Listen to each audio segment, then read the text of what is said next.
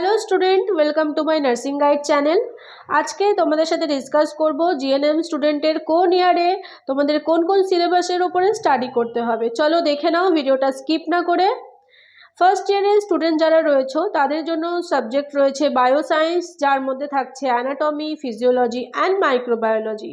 Number second behavioural science, যার মধ্যে psychology and sociology. Number 3 fundamentals of nursing, এই সাবজেক্টের উপর তোমাদের প্র্যাকটিক্যাল অ্যাটেন্ড করতে হবে।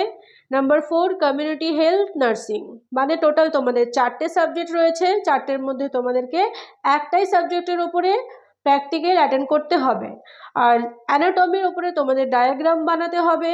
কি কি ডায়াগ্রাম বানাতে হবে নেক্সট ভিডিওতে তোমাদের সাথে আমি শেয়ার করব, আর তোমরা সেই ডায়াগ্রামের উপরে প্র্যাকটিস করবে। সেকেন্ড ইয়ার স্টুডেন্টের সিলেবাস রয়েছে number 1 medical surgical nursing 1, medical surgical nursing 2, এই দুটো সাবজেক্টেই তোমাদের প্র্যাকটিক্যাল অ্যাটেন্ড করতে হচ্ছে। Number 3 mental health nursing, number 4 child health nursing.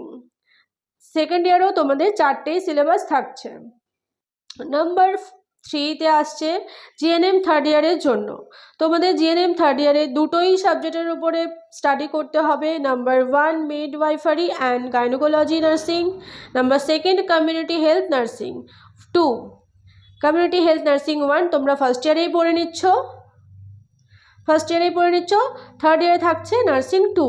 তোমাদের দুটো সাবজেক্টেই প্র্যাকটিক্যাল অ্যাটেন্ড করতে হবে। পুরো ভিডিওটাতে তোমরা একটা স্ক্রিনশট করে নাও, আর নতুনদের জন্য একটা শেয়ার দিয়ে রাখো, যেন তারাও ভিডিও থেকে তাদের সিলেবাসগুলো জানতে পারে।